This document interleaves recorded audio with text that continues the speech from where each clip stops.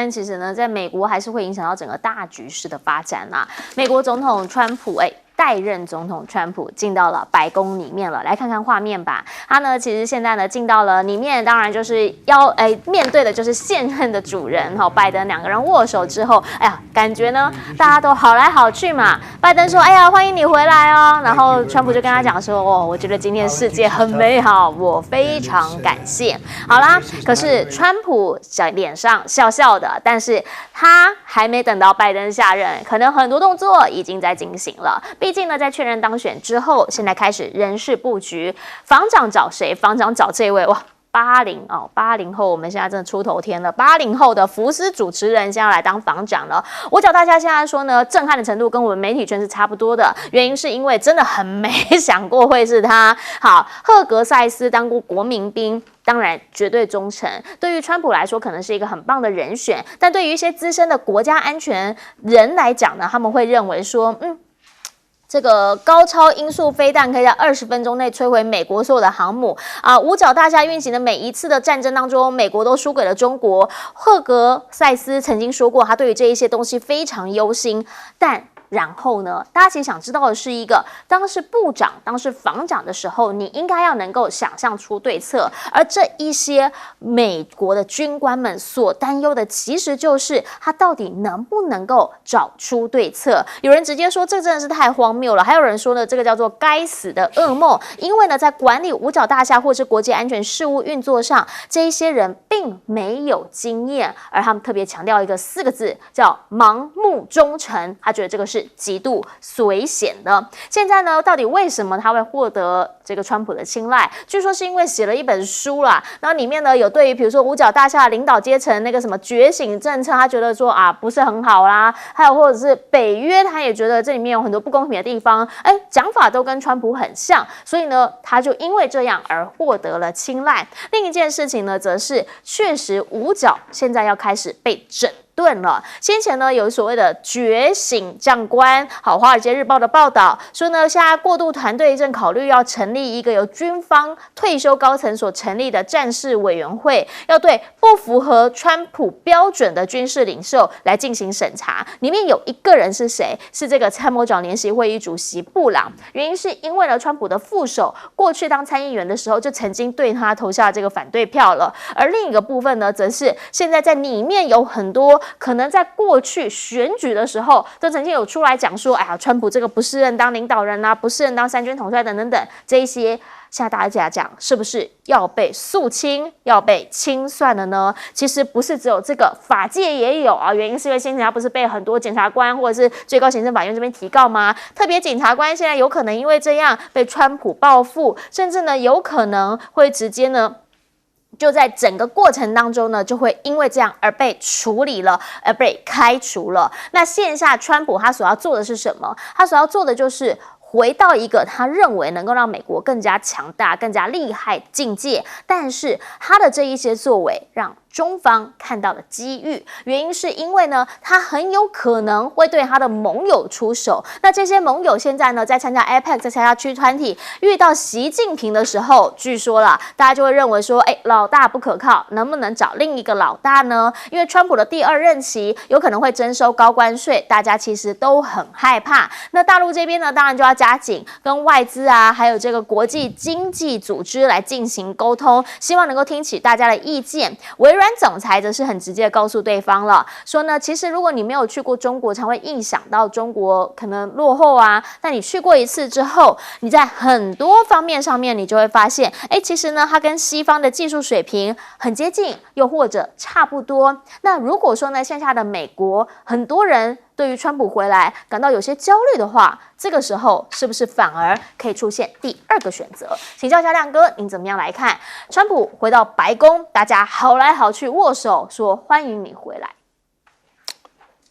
可能他未来司法报仇就不会报复拜登了可是他儿子很难讲那其他民主党的也很难讲我认为佩洛西小心一点这个其实大家不要太关注川普的人事了我跟你讲川普第一个4年任内用了4个国防部长用了4个国务卿，用了6个国家安全顾问，所以我跟你讲了，我们只关注他用这个人在这1年要干嘛就好了啊。他为什么用这个人？因为这个人就是对那个 woke liberalism， 就是觉醒的自由派，对性别认同都非常痛恨嘛。那川普现在要干嘛？他第1年要做的事他第1年要做的事就是要去清洗军队里面的自由主义的做法。他可能未来那个同性恋可能不能当兵那个美国男童可以当兵那当兵如果他觉得不舒服，他还可以要求不要跟大家一起洗澡。像这类的规定，川普就是要把它废除了，然后挺的军官通通都要把它弄掉了，他就是要执行这件事了那可能还有另外一件事了，因为我们知道川普那个移民官还有那个曾经杀狗的那个国土安全部部长这2个人准备第1年设定的那个目标是要驱逐100万人。对你怎么驱逐？你一定要有一个地方拘留暂放是，那就是军事基地了。所以我跟你讲，国防部的国防兵要协助处理驱逐移民这件事了。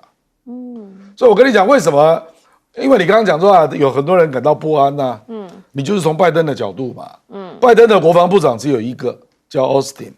拜登的国务卿只有1个，叫布林肯。拜登的国安顾问只有1个，叫苏利文。这个就是传统美国政治人物的做法嘛。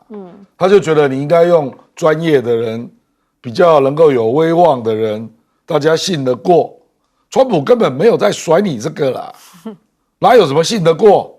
信我就好，信川普得永生他就是这样，他就不要有你有什么个人的想法，你只要4个字就好，听话办事。他要的只有这种人我跟你讲，他在第1任的时候就碰过2个人，让他深得教训一个是马蒂斯国防部长，后来跟他闹翻将军出身，因为马蒂斯就是很有威望嘛，那很有自己的意见嘛。那另外一个就国安顾问叫 John Bolton 也是跟他闹翻所以我找一个大将军，我找一个学界公认有学问的人，又怎样，都跟我闹翻。所以我干脆就只找听话的人而且设定的任务可能就是第1年有任务明确。所以你不要以为像那个什么 Mike Waltz 那个国安顾问，你也不要计较他是谁啦。我认为1年大概就换了啦。那 Rubio 你也不要，因为 Rubio 可能会比较有自主性当然，因为他参议院当了好几届，而且他对拉丁美洲有比较独立的看法，我认为很快就跟川普冲突了啦，所以你大概从这个角度看，会看得比较准确啦。就你不要以为川普来，就可以做大事，你去看他第一个4年你就知道了嘛，他做了什么大事？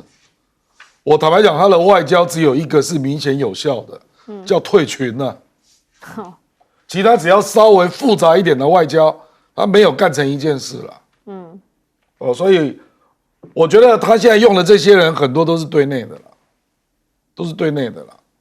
所以我觉得不要太高估了，因为我看民进党1450有些兴奋的要命不要太高估了不然你就看 Rubio 上任之后，看他敢不敢再提他原来在当参议员的主张说要把 AIT 的理事主席比照大使经过参议院来同意，你看他敢不敢提嘛？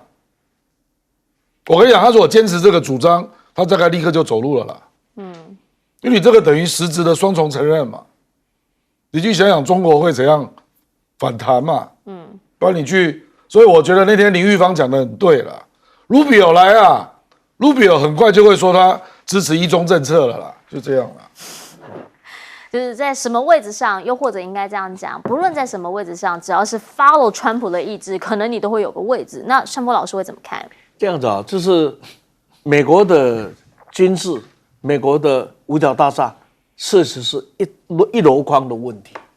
而美国今天能够维持美元的霸权，甚至维持全球的霸权，就是靠着这一支军队。对，可是这一支军队已经腐败不堪，所以呢，聘请了谁，要做什么事，这个人有没有能力去处理这个事是另外一件事。但是美国的五角大厦已经到了不能不处理的地步，我就要从几个角度来给各位做一个参考。美国的军方现在非常明显，在我看出来是养寇自重，什么养寇自重？就是古代啊，在打仗的时候啊，要去打突围啊，不能杀完，因为杀完以后就要回家了，所以不杀完，那就可以不断的要精锐，不断的可以把自己庞大，所以不能把敌人给杀死，养寇自重。为什么我有这样的想法？因为最近看了一个资料，看的真的是触目惊心呐，就是当时要打阿富汗的时候提出来的预算是1000万美金。1000万美金呢？因为他当时的设计就是用飞机来进行轰炸，然后把塔利班打败了之后，然后就迅速的派部队把它给占领，然后以后就退回了，因为怕塔利班呢。可是这样以后，大家没饭吃啊，这一打了2兆啊。打了2兆，所以1000万打2兆，然后呢，你会发现换了好像是8个指挥官的16个指挥官了，涨了200倍，对吧？然后军队呢，这打了6个月就换黄一次，因为换黄大家才有饭吃嘛。这不是养寇自重，不然是什么？里面油水极大，对嘛，就是养寇自重嘛。而且所有的打到最后是承包商在打仗哦，不是国防部在打，那承包商当然就这个退役的人在玩。所以美国的军队是已经到了不处理啊，那是一个很可怕的玩意儿了。那再来看，美国过去最了不起，军事上能有成就，就是它是兵工厂嘛。它要军舰，哇，它是像甲族一样啊，要飞机，要做什么就做什么。现在你看看，美国这几十年来，那个 F-22已经停产了 ，F-35因为者跟加被制裁，大概生产的也辛苦了。然后呢，有没有新的飞机出现？啊，没有人，很慢的，做的很慢，不是没新的没有了哈。然后军舰呢，这个它的神盾级的军舰到现在1年能够再造一艘新的就不错了，都是几十年的老货啊。另外有一个它视为威胁的对象的中国大陆现在是什么？这下饺子。所以你只要稍微比较一下，从16年川普上台到24年的这8年当中，中国大陆在军力也好，在经济建设也好，在产业也好，在新的产品也好，推陈出新不断了。可是呢，美国这8年来，很抱歉了，除了一个马斯克还是一个马斯克啊，没有第二个新的东西可以引领世界啊，包含苹果都已经遭到很严重的挑战，这就是这个情况。所以他用了谁，我认为是面对这些问题要去解决，但这个人能不能解决，我不知道。但是他已经是一个烂摊摆在那里了。好，请教一下岳老师会怎么看？我做一个预测啊，我觉得这个川普现在用的这个内阁，直到目前为止宣示的结果，我就估计大概3个月以内美国会大乱。真的会大乱啊！因为这个，首先第一个，这个赫格塞斯啊，他这个出任的主要啊，因为你刚刚提到阿富汗啊，川普曾经说过一句话，他说啊，所有当时在阿富汗战争这20年当过将领的，全部要解职啊，觉得超级丢脸的，所以他就什么叫 Vogue General， 就是说是这个 LGBT 已经搞到部队里面去了啊，他们都非常非常反感这个。那找这个家伙来的话呢，他的目的就是要你完全对国防没经验。一个粗人基本上是个粗人了然后因为他出到什么时候10年没洗手的粗人了就是他自己讲的，就是在这种情况下的话，由他来做话呢，对将军开刀，哪个将军布朗开刀，4星上将唯一美国第一个黑人当参谋总长这是第一个情况。那你想想看，美国的军人的地位，所有的将官一下子遭遇到这种失去工作的命运的话呢，会不会有联合在底下串联反弹？第二个的话呢，就是川普里面所用的幕僚当中的话呢，马斯克担任什么效率部部长，我他妈听都没听过，其实就是我听都没听过。那不管部，马斯克一来就要把从推特搞成 X 的那一套直接沿用在美国政府，大家都知道当公务员在世界各地都很爽对不对？那在美国更爽对不对？我们认得了很多人在美国只要混到公家单位，就是爽得不得了，到现在不得了，他要裁员多少人？要裁员10万人，要省2兆美元。你想想看，美国3个月他真的这样子干？美国政府预算只有6兆，他要要砍2兆。你开玩笑，我跟你讲，美国本身受不了川普这样胡闹，再加上他自己的那个3个政策啊，就是说美国的经济啊，美国的这个就业啊，还有美国把这个非法移民全部赶走。我告诉你啊，美国真的会陷入一个厕所都没人扫的环境了，这大家心知肚明啊。我3个月以内会真的大乱。但是回过来讲这个，我必须要谈一下微软的这个 CEO Smith 讲到中国啊。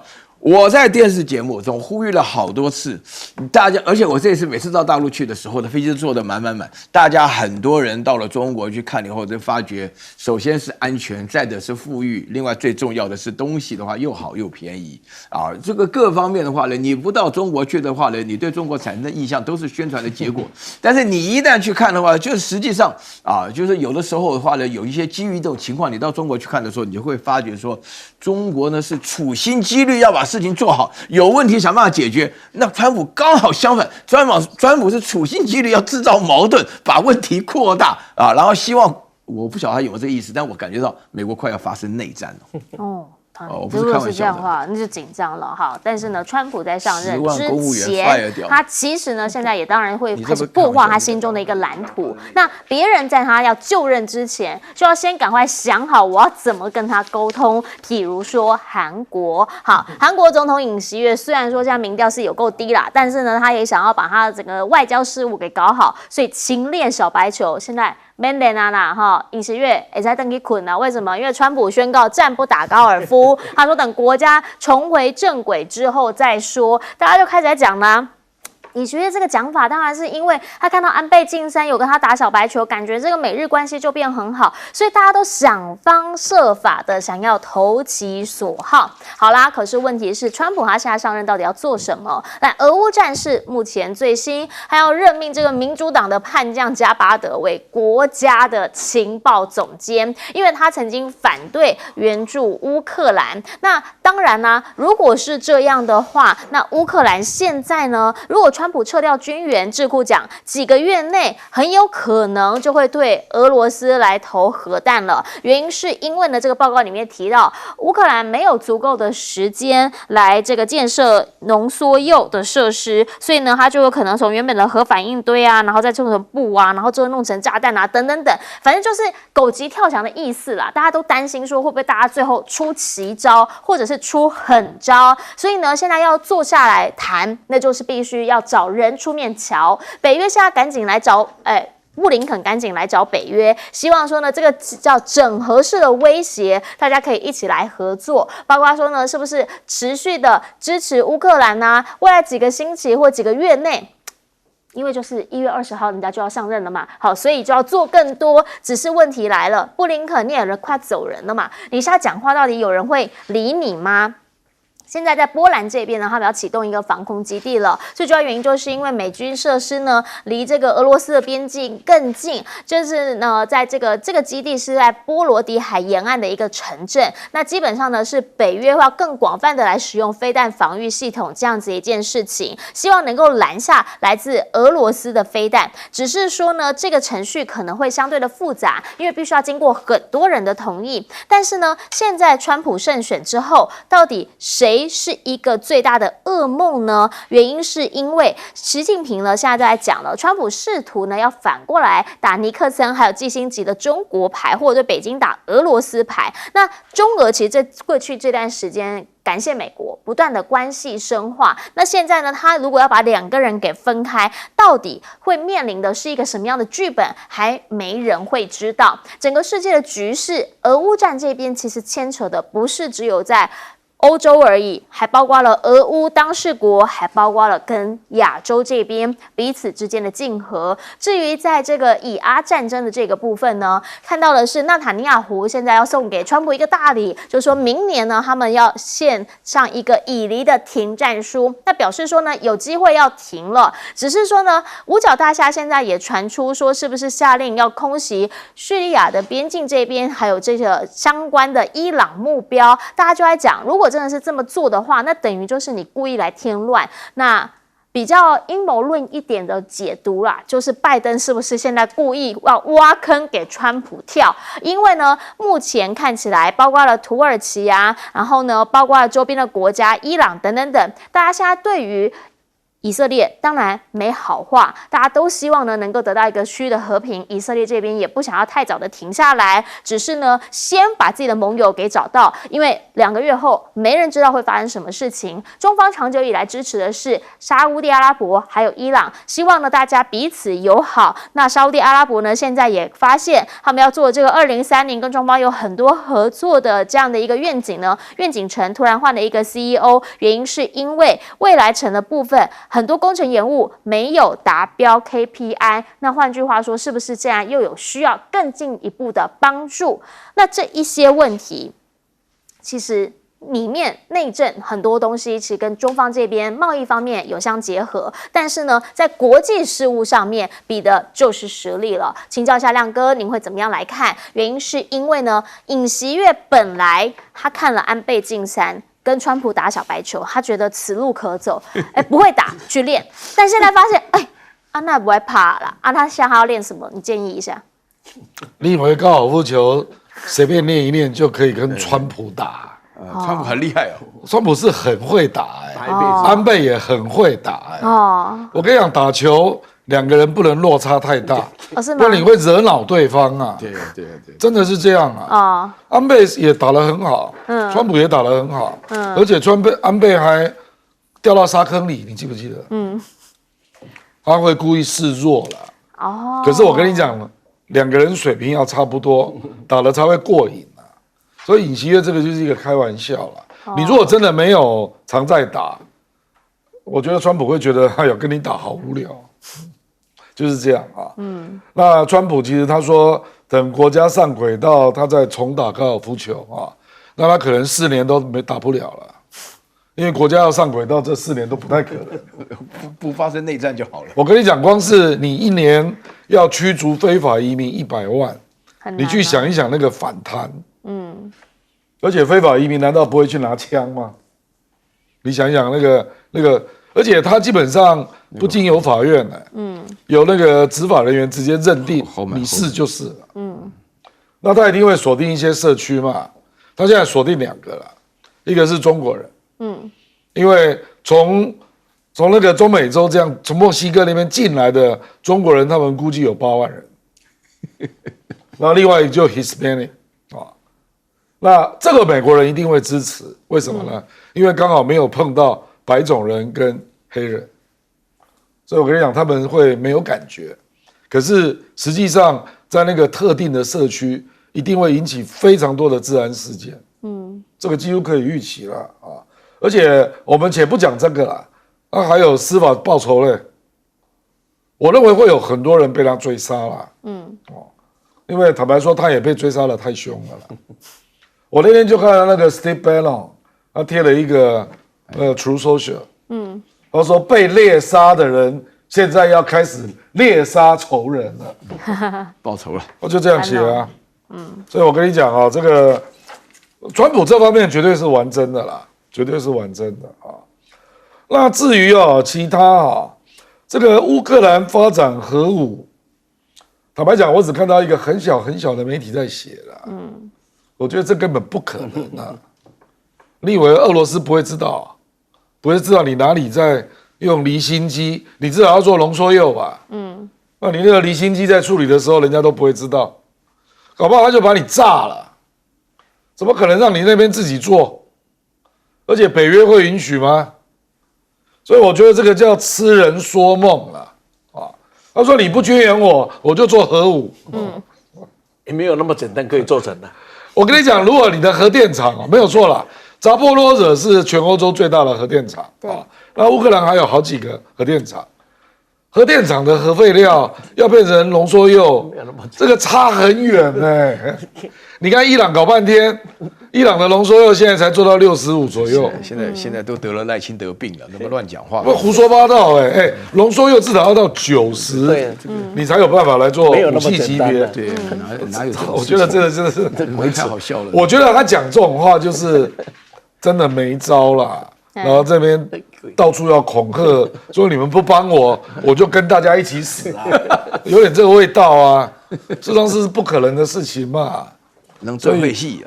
这个坦白讲，听在北约俄罗斯的耳朵里面都说我大概知道你的困难。不是，最后是北约跟俄罗斯合作把它炸死。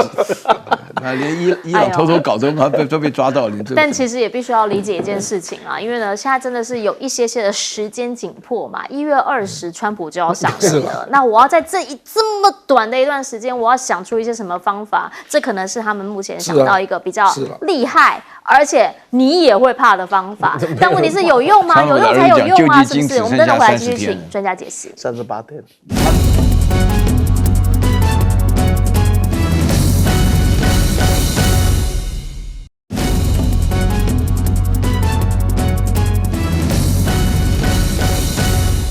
我们讲到川普上任之后呢，乌克兰其实他蛮有危机意识的，但想要请教一下盛峰老师，您会怎么看？不是，有危机也没有用，因为自作内不可活，天作内有可为。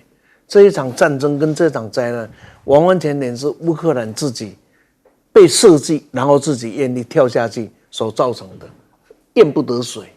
你看，乌克兰非加入北约不可吗？不加入北约，乌克兰的发展有困难吗？不加入北约，乌克兰的安全有问题吗？都没有啊。那俄罗斯是想方设法要融入到欧洲啊。那但是呢，俄罗斯融入到欧洲，对谁的利益最大的伤害是美国啊。所以美国就想方设法要把这一个融入把它给打破。打破最快的一个方式，本来靠着东扩，结果东扩还不够啊。就干脆就在你家的旁边搞一个乌克兰，这乌克兰笨笨的就跳上去啊，结果搞到今天上也上不去，下也下不来。就像我们台湾人讲的，讲诶，就是麻糍啊，吞到哪后，发现是铁剂啊，吞啊吞不落去，吐啊吐不出来啊。所以以为是马祖啊，这个吞到喉咙才发现原来是一个铁块啊。现在吞也吞不了，吐也吐不出来。你现在讲俄乌战争怎么解决呢？对吧？我领土绝对不失。不，可是没有失掉领土的部分是解决不了的。可是失去领土的乌克兰，那你是打个寂寞的是吧？不，你想嘛，这整个的过程里，这是一个荒谬。这个就是为什么大家都在讲自作内不可。台湾千万不要走上这一条路啊！你只要去看当时美国花了10年的时间，怎么去搞乌克兰，怎么样子训练他的军队，怎么去弄他的政治的亲美势力，怎么样子去让他来勾引他参加这个演训啊，点，好像在台湾正在翻版中呢。我们真的不要再走这样的一条路，真的。还有呢，世界真的在改变了。我还是不要讲太久，就讲这十几年就好。我来发现，中国大陆啊，超过了美国的生产力啊，是在2011年才超过啊。那现在已经是天跟地的差别了。为什么会差这么大呢？那中国的生产力呢，排第一，往后呢9个国家合起来跟它差不多一样的。美国的军力，美国的军队排第一，后面9个国家合起来比它还少。那你说这怎么比？在这样的情境里面，解决了中东的问题，是靠军力，又是靠斡旋呢？是靠军力，或是靠和解呢？中国大陆今天赢得了在中东的地位，就来自于哪里？来自他把所有的分解，他去把它和解嘛。美国在中东里面是把所有和的地方，去把它给怎么样子搞成了混乱嘛。所以国力也好，世界影响力也好，正在这里发生了演变呢。我们一定要清楚，乌克兰绝对是我们一个最大的教训。自作内不可活啊，天作内有可为啊。节目的最后呢，等等广告回来，要请苑老师来帮我们总结。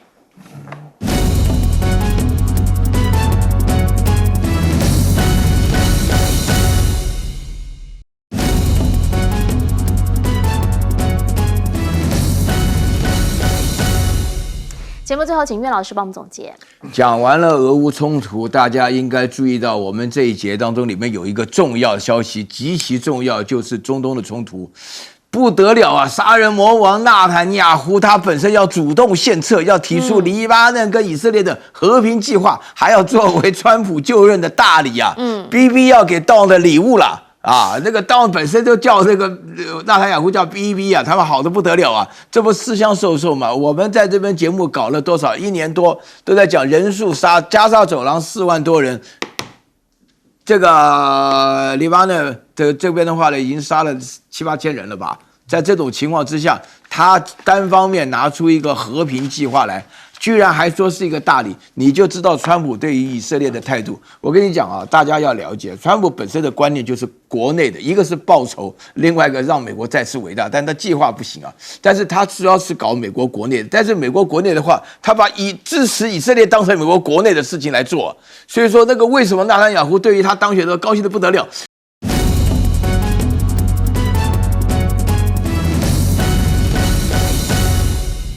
大家午安，我是陈燕莹，欢迎来到新闻大白话。接下来这一小时国内外大小事，要用您听懂的话说给您听。现在介绍这一小时来宾，首先要介绍的是耶鲁政治学博士郭正亮，大家平安。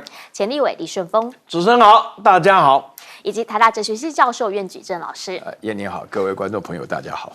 一开始要先带你来看到的是，这个赖清德又抛出了橄榄枝了，什么意思？他现在跟对岸讲说，有繁荣的台湾才可以带动进步的中国，换句话说是我们把它给拉动咯。他认为两岸应该要互相一起来交流。大家就想这个符合事实或现实嘛？主要的原因是因为赖清德常常喊一些大家觉得听起来很有气势的话，比如说要把台湾打造成人工智慧岛啊，比如说呢，在金钟奖的时候就说台流会成为世界潮流啊，又比如说世界需要台湾，但实际上的台湾是什么样的状态呢？是我们现在说总统要出访，他访哪里？他呢，现在传出有可能要去访我们的南太平洋的友邦帛琉，但是呢，有可能也要在这个时候再过境一下美国。好，今天呢就有这个新闻出来了。那国安人士的回应是说什么？时机成熟就跟大家报告。那如果要去南太访问，要过境美国，比较有可能是去夏威夷。那等于就是说，本来是这样子飞，但现在呢决定这样飞，再这样飞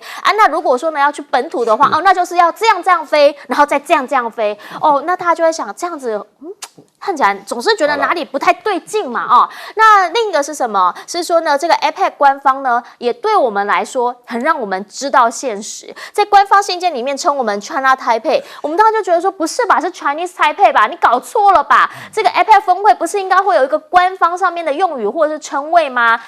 而且他这一次不是也跟中方确实关系友好嘛，所以就认为是不是故意给我们穿小鞋。现在呢，他们的官方告诉我们说拍谁啦，物质就是一个拍谁两个字没有了。而至于在南非这一边，则是传出呢说中国现在持续的派高层访问南非，涉外人士认为呢有可能在向当地的政府持续的在施压当中。好，这一些确实台湾呢在很多的国际处境上面，因为两岸之间的关系，有的时候呢辛苦或者是紧张，但是我们总统呢看到的通常是比较积极、比较正向的光明面，那些都没有关系。但是问题是理解事实，譬如接下来这个新闻，我们就要问了。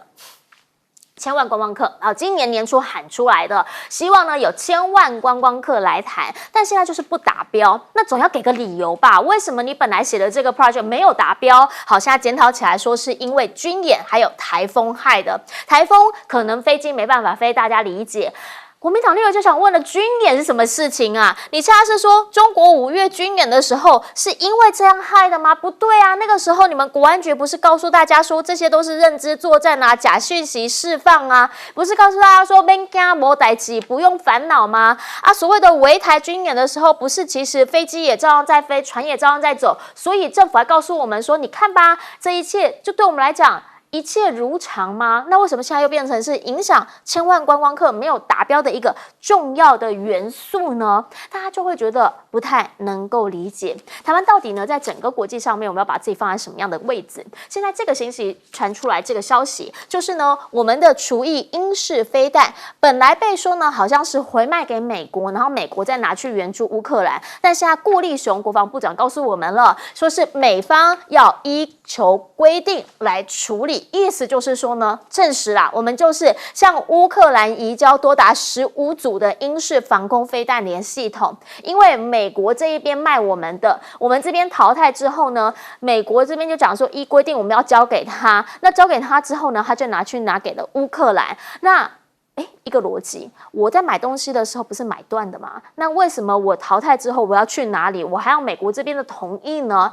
另一个逻辑是什么？是说现在你这个做法，大家都知道是俄乌战争嘛，那这不就跟普京较正吗？普京现在不是已经现在都是等于是跟中国这边相关的，有很多的友好，比如说韩国、日本，你没看到现在在日本海这边绕来绕去吗？我们这做出这样子一件事情，下一次台海军演的时候，会不会俄罗斯来了？大家这个就害怕，就想说怎么会在这个时候做出这样的决定呢？而且美国的政局人家也在改变，川普上任了，现在到底还有没有要挺俄乌战？不知道。好，现在《金融时报》的讲法是说呢，有可能因为现在都是鹰派的内阁出现嘛，所以呢，可以作为台海冲突的一个强大的后盾。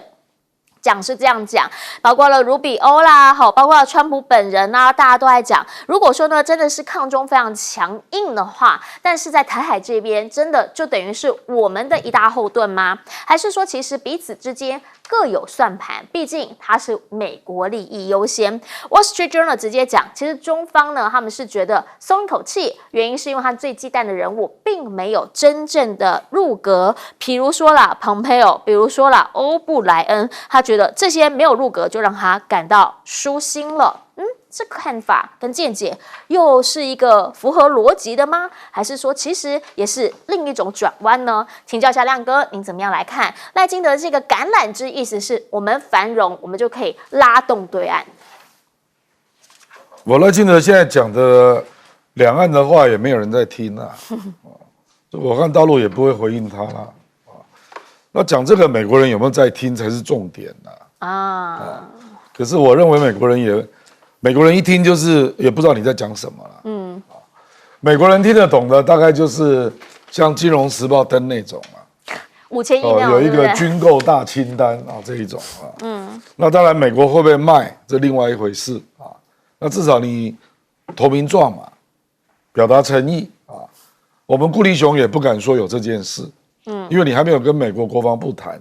可是这个至少是美国人听得懂的话，是所以我觉得台湾的外交就是这样你要讲国际听得懂的话啦，或者讲国际认为这个是可行的你有在思考那运用你的资源再找出路那有一些纯属吹牛，少讲点因为我们台湾的这个外交跟这个赖清德已经很久以来都让人家觉得你在讲给自己听的啦比如说林佳龙说美国要成其伟大不能没有台湾你是说给谁听那美国要成其伟大不需要日本吗？不需要韩国吗？不需要欧洲吗？不知道你在讲什么那这个就是连讲给台湾听，台湾都不知道你在说什么所以我是觉得我们这种废话最好少讲点就假大空就讲比较实在的比如说我最近看到一个新闻我们最近4个月，我们台湾有5大科技厂去美国投资了3480亿台币。我们政府为什么不提这个事100亿美金，我觉得这是很大的事3480亿耶，4个月内发生的，连续2年对美国投资都超过5000亿，今年可能更大然后美国从那个 Raimondo 就开始讲，商务部长，美国说2030年美国的那个尖端的晶片全球制造要占20%，是，他现在只有10%，请问未来6年他要从哪边挖那不就是台湾吗？你怎么不回答这个问题所以我说这个为什么人家会越来越看不起你台湾嘛？就你每天都不知道在干什么。我现在讲的讯息都是美国的媒体登的，我觉得美国的媒体都在分析真正在发生的事情那你整天不知道在自嗨些什么那明明发生在你周边的包括美国的媒体已经陆续这种报道越来越多，说台湾就是缺电，所以成为半导体的风险。我已经至少看过5个这样的报道。你郭智辉还在那边讲我们不缺电，那为什么外媒都这样讲啊？你怎么不去劝一下呢？这里面包括《经济学人》包括《金融时报》包括《华尔街日报》你都自己讲一些就没有人相信的事嘛。这个就是我们才真正的危机啦，你知道吧？比如说我看今天那个《华尔街日报》登了一篇好大的文章，在说中国大陆在经营拉丁美洲，势头超过美国，美国要注意啊。是，他就是在提醒 Rubio 嘛，因为 Rubio 就是拉丁美洲的地下大使嘛，这个美国政界公认的他就是在写给 Rubio 看的，因为他知道他要当国务卿。你不觉得人家问问题都问得很实在吗？你台湾，你有没有你的媒体有没有在抛出危机在做面对嘛？还是都在讲一些自嗨的话，只有自己听得懂的话，这个没有人听得下去，就是这种啊。连一个小舰长提到珠海航展这个歼35值得注意，你也要说人家是中共同路人。那歼35你有吗？歼20、歼35飞到台湾，请问台湾侦测得到吗？你回答一下嘛。那到时候歼35如果摆在航母上面呢，那岂不是可以到台湾作战？你那个国防部长、国安局局长都不回答这种真正的问题你只记得说，你不可以讲啊，你不可以讲给大家听啊，因为你是退役的少校，你不可以讲，是这样吗？不然我们今天都改口啊，我们都看得到，我们凭肉眼就看到了。但当然了哈，其实国际间的讯息非常多。那很多台湾人呢，他看的讯息比较多是特定的媒体，那也许你有的时候的接收来源就不够全面了，所以想要请教一下委员，您怎么样来看？原因是因为呢，比如说像先前也提出这个总统有可能会出访，后来呢不是说本来去南美，但好像没有办法进到了本土。总统府有说没有我们一直以来都没有安排现在最新一个呢是说可能要去南太这边来出访，那也有可能会过境到美国。国安人士现在讲法叫做时机成熟，跟大家报告。这样子就是刚刚我接阿亮的话，就是他讲的人家听不懂，那我是应该讲说他讲的能不能做得到，听不懂没关系啊，我只要做得到你就看得懂了嘛。比如说一个安定的中国可以提供一个安全的台湾，一个繁荣的台湾可以带动进步的中国。当你讲出这一段话的时候，代表什么意思？代表了台湾跟中国之间的关系是非比寻常，是相互拉抬。那今天你的做法是相互拉抬的吗？刚好相反嘛。所以你讲这句话，大家不但听不懂，而且说你要怎么做？因为你做的跟你讲的是两回事嘛，是吧？假如这个是对的话，那这个话是对我100%赞成，我100%支持。一个灾后的中国必无幸免的台湾，一个战后的。一个战争的台海啊，绝对是一个受伤的中国。这个我绝对100%的同意，因为这把两个命运结合在一起。那你的做法是吗？假如不是，那你讲这句话是什么意思呢？是鬼扯淡嘛。第二个就是到入京夏威夷，然后要去南太平洋访问。我先不要讲到这么一大圈，我就问先生，能增加台湾什么？能改变台湾什么？能帮助台湾什么？陈水扁也从李登辉开始，李登辉还正式访问的呢，李登辉还正式访问，还发表演讲的呢。So what？ 又如何？陈水扁去过啊，马英九也去过啊，蔡英文也去过，都入境过美国去啊，那又怎么样？什么都不能怎么样，但是我们乐此不疲，我们自嗨不已。我不晓得能证明什么 ？Nothing， 什么都没有，但是我们很自嗨，而且以这个作为外交成败的一个主要的指标，这个跟外交有什么关系？一点关系都没有。而且我还讲了一个不好听的话，假如我们把有邦交的国家当作是女朋友，那是美国是没邦交的像小三一样那每一次要去女朋友家的时候，就说我要去看你，然后呢，看你是以看你为名，目的是要去哪里啊？是去小三那里温存，那个女朋友会觉得你很好吗？不，你想一想，这是一个简单的逻辑，我们不要想得太复杂，就是一个这样的一个思维嘛。最后我们来看到，就是最可怕的，就是我们的英式飞弹了，退役了之后要往哪里去？啊！我靠，往乌克兰去，往乌克兰去干什么？去反攻抗俄是吧？去打俄罗斯。那你想想看，这个带给台湾有多少的压力，有多少潜在的危机啊？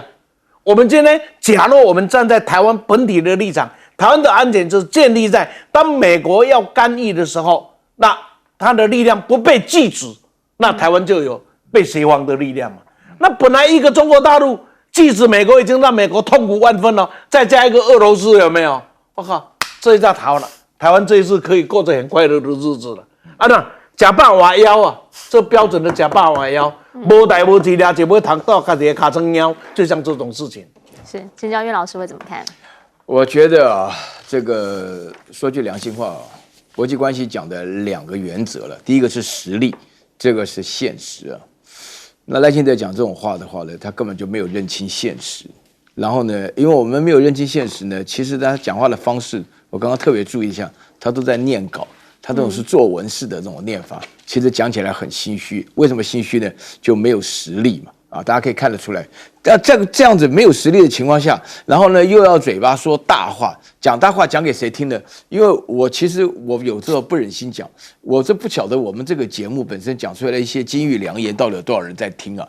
因为大家都觉得说，那个我刚刚听到这个前2位的这个前辈里面所讲话的内容，就是把这个赖清德讲的好像就是自己讲给自己听啊，就是误的。这个赖清德讲给顾立雄听了啊，那顾立雄呢讲给赖清德听啊，就他们2个人互相传递啊，眉目传情之外的话呢，没有任何实质的意义了啊。因为现在的话呢，台湾的处境的话非常麻烦。台湾现在的处境的话，最主要的是因为，首先的话呢，美国跟大陆都是讲求实力跟现实的，所以说我觉得大家不必再揣测什么川普的内阁本身要做什么事情，他们都是大国，他们都讲求现实。那我们这边的话呢，就是说这个孟子讲的非常好啊，这个以小事大以智啊，以大事小以仁啊，我们本身来讲的话，应该用发挥我们的智力。我觉得说是，就举这个英式飞弹这个例子来讲，我觉得非常奇怪，大家不是都平常每次买完东西都盖一个银货两讫吗？那我自己爱给谁，我自己爱怎么消费，我自己爱怎么做，我要卖给其他更便宜的国家，破铜烂铁也可以啊，卖给那个收旧干的也可以啊。那这个都不能做决定，然后美国告诉你要转给谁，你就乖乖的听话，然后还讲说公开承认讲说美国要叫我们转给谁，我们转给谁。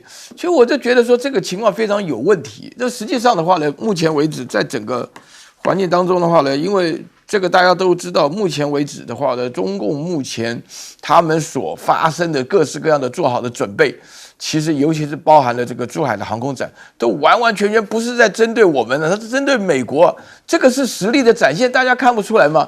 所以在这种情况下的话呢，我觉得说你要务实一点，最起码我觉得要有起码的道德，因为你做一个少数的总统的话，你要把实话讲出来，台湾人民该自处。我觉得赖清德现在应该处理的是绿能爆发出来的弊端的，而不是说在那边一昧的强调台湾 can help， 讲这种自己梦幻一样的话讲给自己听。所以说长期来讲的话呢，我在台湾做一个知识分子真的是蛮痛苦的。